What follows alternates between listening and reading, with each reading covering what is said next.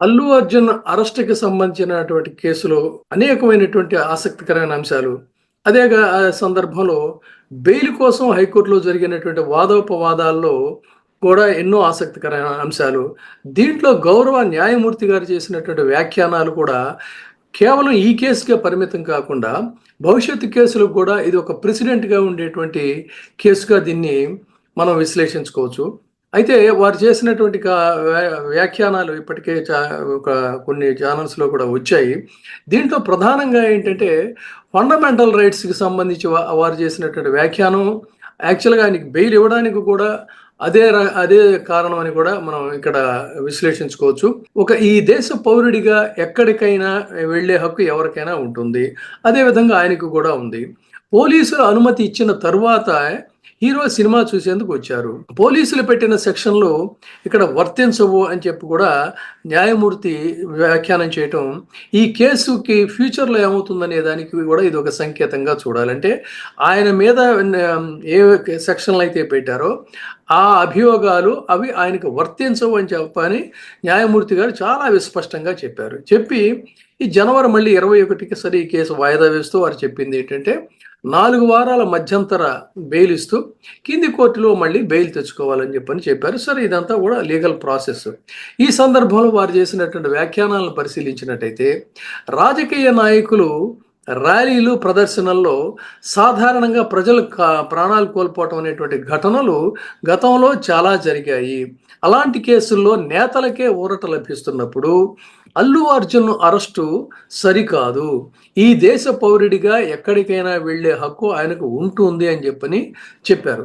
చెప్తూనే వారు ఇంకొక ఆసక్తికరమైనటువంటి కామెంట్ చేశారు. ఏంటంటే, ముందు అన్నది హీరో అయినంత మాత్రాన స్వేచ్ఛను కోల్పోవాలని అంటూనే, లంచ్ మోషన్‌లో విచారణకు అనుమతి ఇవ్వొద్దని తొలుత భావించా. ఇది జాగ్రత్తగా గమనించాలి. సామాన్యులకైతే ఇద్దామనుకున్నా. అయితే సినీ హీరో అయినంత మాత్రాన స్వేచ్ఛను కోల్పోవాలా అనే సందేహం వచ్చింది. అంటే ఆమెలో ఆ కేసు విచారిస్తున్నప్పుడే ఒక అంతర్మథనం అనేటువంటిది అటు సూత్రాలను అన్వయించుకుంటూ ఆమెలో ఒక చర్నింగ్ అనేది మొదలైందని చెప్పాలి. ఇక్కడ అతని హోదా కారణంగా స్వేచ్ఛను కోల్పోవటం సరికాదనిపించింది. ఆర్నాబ్ గోస్వామి కేసులో సుప్రీంకోర్టు తీర్పు ఆధారంగా ఇదే హైకోర్టు పలువురికి బెయిల్ మంజూరు చేసింది. రిమాండ్కి పంపిన తర్వాత బీజేపీ నేత బండి సంజయ్కి కూడా అదేవిధంగా 489A వ్యవహారంలో కూడా ఒక సామాన్యునికి ఊరట లభించిందని చెప్పని న్యాయమూర్తి గారు ఈ కేసులన్నిటినీ కూడా ఉటంకిస్తూ వారు వ్యాఖ్యానించారు. ఆ విధంగా అల్లు అర్జున్కి మధ్యంతర బెయిల్ ఇస్తూ ఆదేశాలు ఇచ్చారు. ఇదే అంశం మీద ఇక్కడ గమనించాల్సింది ఏంటంటే, అంతకు ముందు రోజు అరెస్ట్ అయినటువంటి సంధ్యా థియేటర్ యాజమాన్యం దీంట్లో A1, A2లను కూడా విడుదల చేయాలంటూ ఉత్తర్వులు చేశారు. ఈ కేసు మొత్తం అల్లు అర్జున్ మీదే ఫోకస్ అవ్వడం వల్ల ఆమె చేసినటువంటి మరొక అంశాన్ని ఇక్కడ అంతగా వెలుగులోకి రాలేదు. ఏంటంటే, ఇతర పిటిషనర్లపై అరెస్టు సహా ఎలాంటి కఠిన చర్యలు తీసుకోవద్దని కూడా వారు స్పష్టం చేశారు. ఇది ఇక్కడ గమనించాల్సింది. అయితే A11గా ఉన్నటువంటి అల్లు అర్జున్ అసలు ఎందుకు ఆయన యాంటిసిపేటరీ బెయిల్కి వెళ్ళలేదు, డైరెక్ట్ క్వాష్ పిటిషన్ వేసుకున్నారు. క్వాష్ పిటిషన్ వేసుకుని దీనికి ఎందుకు వెళ్ళలేదు అనేది మరొక సందర్భం వచ్చినప్పుడు మనం ఇంకొక వీడియోలో మాట్లాడుకుందాం. అయితే ఇంత చక్కటి వ్యాఖ్యానాలు చేసినటువంటి ఈ న్యాయమూర్తి ఎవరు అనే దాని మీదే చాలా మందికి ఒక ఆసక్తి అనేటువంటిది మొదలైంది. అయితే ఈమె ప్రొఫైల్ కూడా చాలా ఆసక్తికరమైనటువంటి ప్రొఫైల్గా మనం చెప్పుకోవాలి. అసలు ఎవరు ఈ వీరు అన్నట్లయితే, సాక్షాత్తు తెలంగాణ రాష్ట్రం నుంచి తొలి మహిళా న్యాయమూర్తిగా పదోన్నతి పొందినటువంటి వారు శ్రీదేవి గారు అని చెప్పాలి. 1972 ఆగస్టు 10వ తేదీ నాడు జువ్వాడి భారతి జువ్వాడి సూర్యారావు గారికి జన్మించినటువంటి పుత్రిక శ్రీదేవి గారు. ఆమె జగిత్యాల జిల్లా తిమ్మాపూర్ గ్రామానికి సంబంధించినటువంటి వారు. బొల్లారంలోని సెయింట్ ఆన్స్లో ఆమె హై స్కూల్ స్టడీస్ అంతా కంప్లీట్ చేస్తే, హైదరాబాద్లోని అరబిందో ఇంటర్నేషనల్ స్కూల్ నుంచి కూడా వారు విద్యను అభ్యసించారు. ఉస్మానియా యూనివర్సిటీ నుంచి డిగ్రీ తీసుకున్నారు. డాక్టర్ బాబాసాహెబ్ అంబేద్కర్ మరాఠ్వాడా యూనివర్సిటీకి అనుబంధంగా ఉన్న నాందేడ్లోని లా కాలేజీలో నుంచి 1996లో లా పూర్తి చేశారు.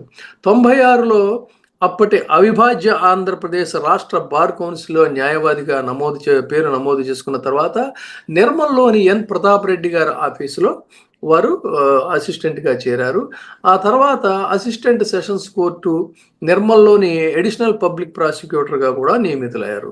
31/10/2004 నుంచి 2008 వరకు కూడా వారు ఆ బాధ్యతలు నిర్వర్తించి తర్వాత ప్రాక్టీస్ని హైకోర్టుకి మార్చారు.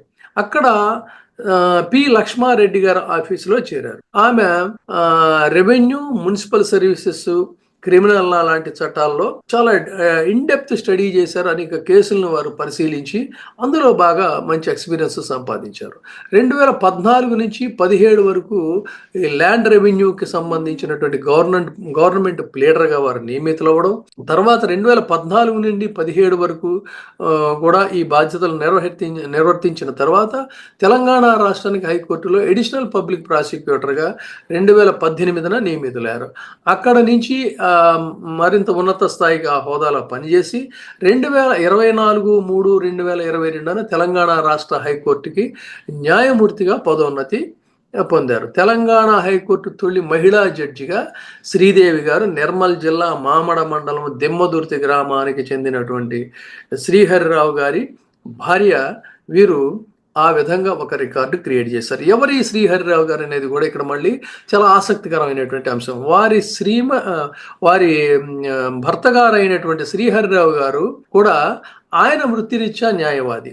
అయితే అప్పటికి వీరు న్యాయవాది అంటే కాదు.